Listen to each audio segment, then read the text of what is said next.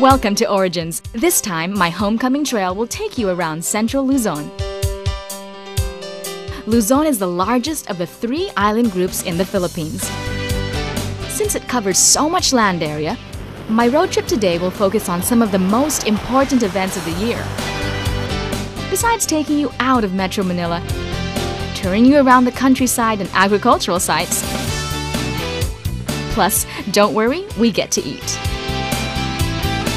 Now, I've been doing a lot of internet research, and most sites are going to bring you to touristy places where paradise beaches await and high-end resorts offer first-class comfort. So, I'm trekking out here today in search of something different. For example, I want to know what happens when you wander down the side streets and off the map. Where to find the tastiest food,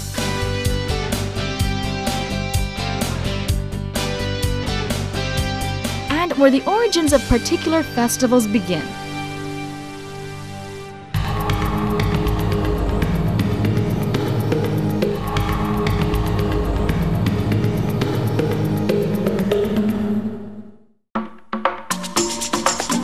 The month of June highlights 2 unique celebrations, the Libad and the Taong Putik. Now the good news is that the town of Putik in Bulacan, where we're headed for the festival, isn't very far from Manila. It's about 30 kilometers out of the city, or less than half an hour. So if we get there on time, we can be there when it actually starts. And the detour we're taking is passing through the town of Malolos, where the first Philippine Republic was declared by Emilio Aguinaldo in 1896. Yes, Luzon was the center of the Philippine Revolution.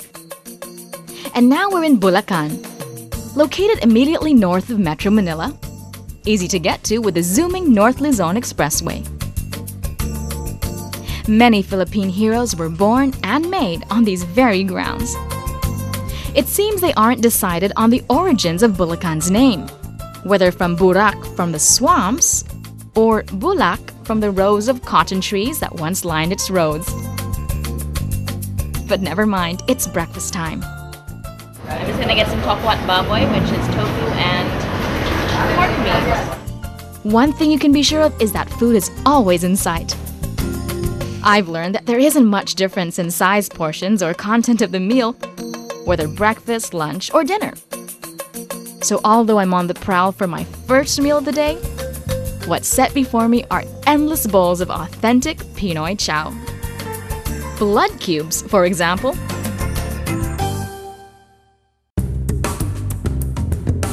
Time to get back on the road. It's nearing the Libad ceremonies. That's the famous river procession of Kalumpit, Bulacan. It happens annually on June 23, just a little after the year's cool, wet season begins.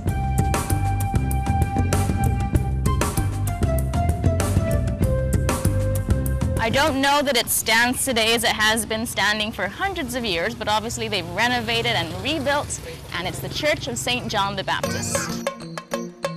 Filipinos love festivities, and most of our celebrations are in remembrance of a patron saint. St. John was that wild, woolly guy in the wilderness who baptized people and paved the way for the coming of Jesus Christ into the world some 2,000 years ago. After visiting the old Spanish church, I make my way to the Kalumpit River Bridge, where revelers have come to await the start of Libad.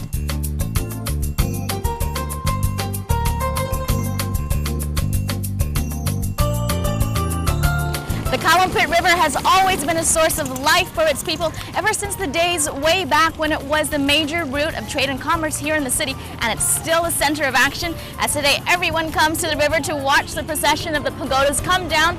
And a big part of the action here, the kids are throwing water off into the people down below, trying to get them all wet down there.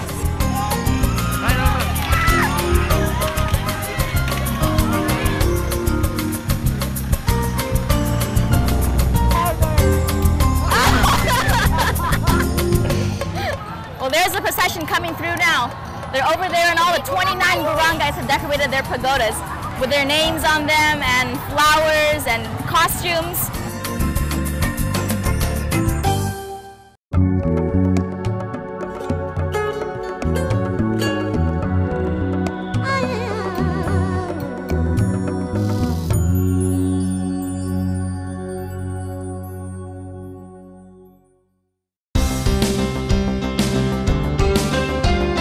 On with my road trip and past Mount Arayat in Pampanga province. Just one of the many glorious backdrops in this beautiful country. They say it's an inactive volcano, since no one remembers it ever erupting, or making much noise for that matter. But Pampanga is home to another famous yet more destructive volcano, Pinatubo, which lies along the border with neighboring provinces Tarlac and Zambales.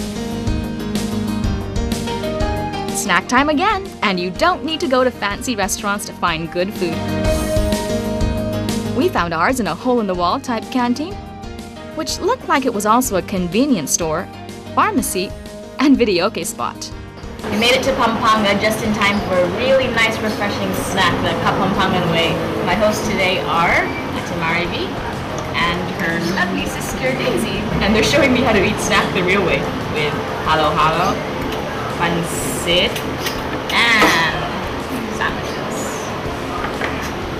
And she says I'm not allowed to leave any leftovers. In fact, Pampanga is best known for its cuisine. Many Filipino delicacies and exotic dishes find their origins here. By nightfall, I finally made it to Bibiclat, a tiny barrio, where on the eve of another festival, Taong Putik, the moon climbs eerily into a mystic sky, and the tune of falling rain begins to sing outside. Well, it was so hot today, it didn't even seem like it was going to rain, but this is what the locals say is a legendary shower that happens every night before the Taong Putik festival. See, tomorrow they need the mud, so tonight they get the rain. Following the rain's lead along a now damp street, I walk aimlessly down the dark alleyways. But for real, I am in search of something. Somewhere the locals are planning for tomorrow's celebration. But all I really know about Taong Putik is that it has something to do with mud. Well, I finally found someone who knows what they're doing. This is Florence, and Florence is a tourism officer here.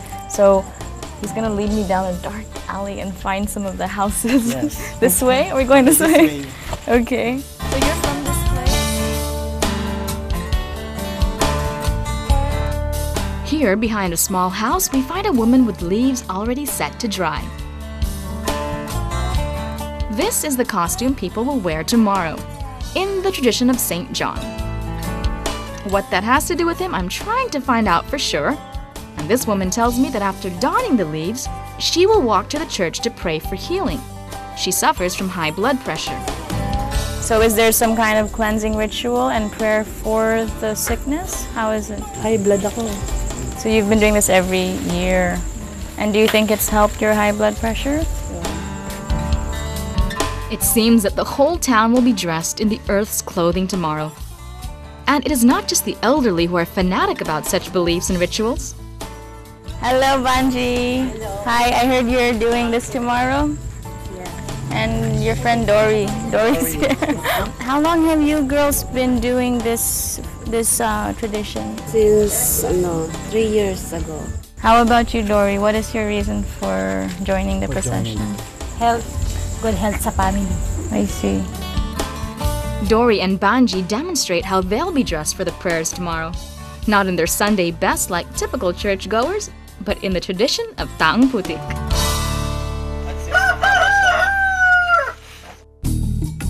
The next day, I'm hoping to wake up when the villagers do so I can follow Dory and Banji out to their dressing room, the rice paddies. Okay, well, it's 4 o'clock in the morning and we're up before the roosters, but together with the pigs, I think. I hear them outside. And we're up early because Tito Gaya and Tita Gaya, attorney and his wife, are my host parents for the day. You're going to join the celebration today or the festivities, is that right? Yes, ma'am. I was wondering where the Taong Putik originated. Where is the basis of the mud? During the Japanese regime, when people were called or put in group by the Japanese army, they want to know the leaders, but they did not tell them the information. It rains very heavy. The people thought that it is the grace of their patron saint to cover them up or to save them to the rain. I see. Satisfied with Attorney Gaya's explanation of the festival routes, I head out, step by intrepid step, over rocks and buffalo droppings, boulders, following the girls down to a waterhole in search of the best mud around. You know, normally I'm brave enough to dress up in these guys' costumes, but today, I don't know if I feel like getting too muddy. There's nobody home. Maybe they're all down by the rice field. Dory, is it muddy enough there? Maybe they know that it's better where the carabaos are. What do you think? Hey, you have a little ditch. Come check it out. She's wetting the leaves so that they'll stick to the mud. It's like a mud bath, huh? You know, some people, they pay so much money to go to these spas where they get their special treatments and mud bath and Cleopatra-like, you know, ointments. Well, look at Janet and Dory. We're doing it the natural way, right? Mud straight from the Philippine rice fields. It's probably good for your skin, huh? It's like a body scrub for them, huh? Up until today, I've only associated mud rituals with pagan rites or some exotic spa, maybe. But here in Bibiclat, I watch with wonder as women my own age bathe in the ground soil as part of a Christian ceremony. You're ready for the Taong Putik? Are you a family? Yes. You're from Manila? Yes. You came all the way here just to join? Join here. Everyone's out in the rice fields today. I can do up to the walking through the fields part, but it would take a lot of humility to, you know, bathe myself in mud today, so I think I'm just gonna get to this part, and then the mass is starting soon, I think, in like 30 minutes. I spy Attorney Gaya trudging towards that spot this family came from. I suppose here you'd say the early birds get the dirt. The dry season was hot, all right, and the rains last night seemed not enough to break up the caked mud. But Attorney Gaya is prepared with his own source of water, and he wastes no time in getting down to dirty business. Ha, you brought a water bucket. How smart is that?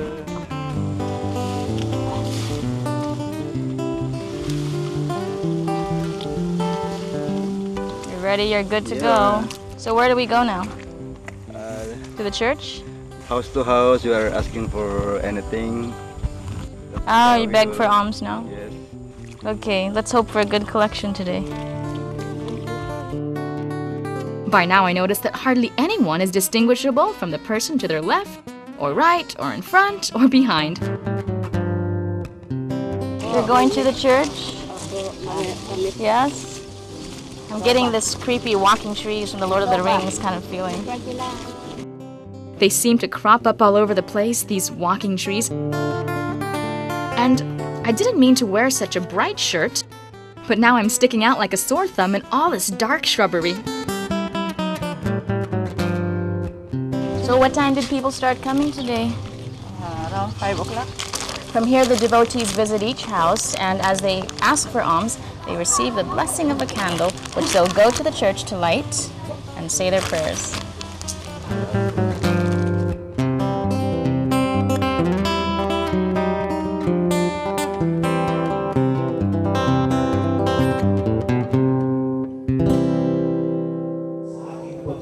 I can't really ask any more questions now. This is the really solemn, serious part where they're praying for their wishes to come true. So whether you find this a little strange or bizarre like I do, the fact of the matter is that in a lot of cultures around the world, in different places, they pray in different ways. And here in the Philippines, there are some things I don't quite understand yet, but I'm just starting to find out what makes these people so unique.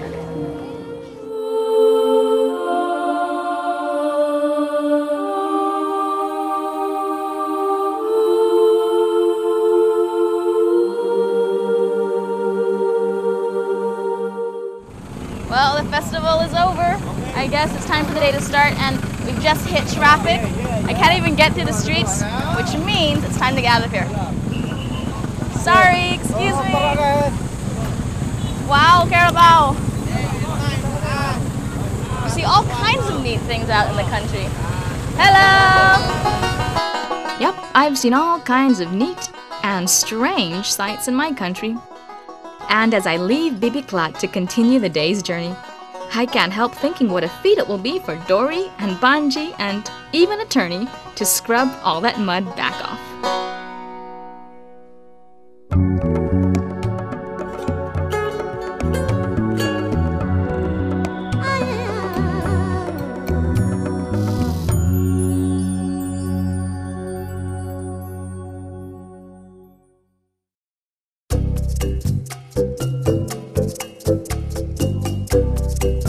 Incidentally, there's a mud spot just in the municipality of Capas in Tarlac province.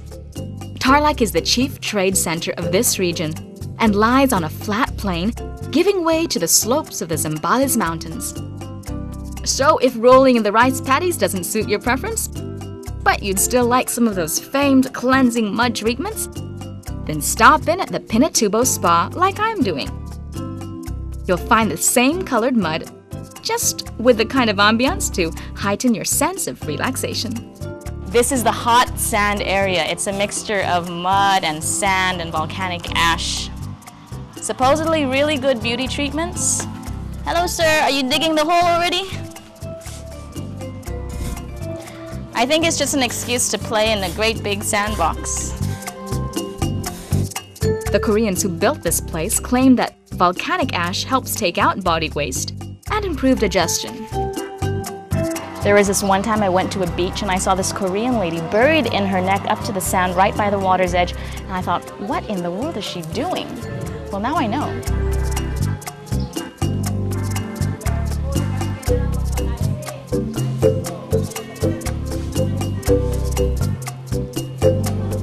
If you want, you can also take the mud bath. Back in the rice fields, that was exactly what the Taong Putik people were doing. Are you gonna go there now? Yeah? I'll just watch from a distance.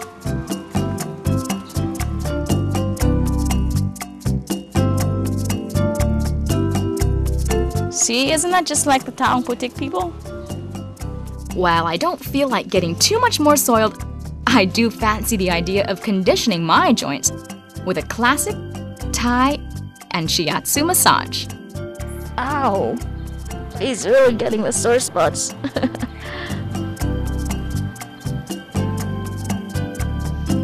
Butt massages feel pretty good. She wants to see how flexible I am. So I'll just stop narrating here for a moment while you watch me indulge. I knew I was getting something good out of this by the end of the day. This is the part where she breaks my bones. Okay, I feel like a scorpion. This is the scorpion massage. That feels pretty good. That felt really good. I'm all relaxed now. And guys, next time you're in Capas, Tarlac, check out the Pinatubo Spa Town. Yup, today is all about indulgence, and you might say, getting back to the basics of the Earth's natural gifts and the goodness that all of its creatures enjoy. Catch up with me in the second part of Origins Central Luzon, where I'll take you to visit more cheeky-looking carabaos. You know, these buffaloes are so spoiled. They live on this really nice place, and they eat deer. Breed the food of the future. Did you ever see the reproductive organs of a fish before? Well, now you have. Chat with holy people. Your monastery looks a little bit like a castle. Pay reverence to national heroes. And dine in true Filipino style. Pig skin, pig ears, and pig meat. Yes! Yes, all this and more on Origins. And right now we're passing through the town of Malolo. I got you wet. We can't wet the people here on the bridge. You know what? I've never been up this close to a rice paddy. There's all kinds of things. Frogs and carabao dung. And what you're gonna be buried in up to your neck is ash from the volcano. Sorry.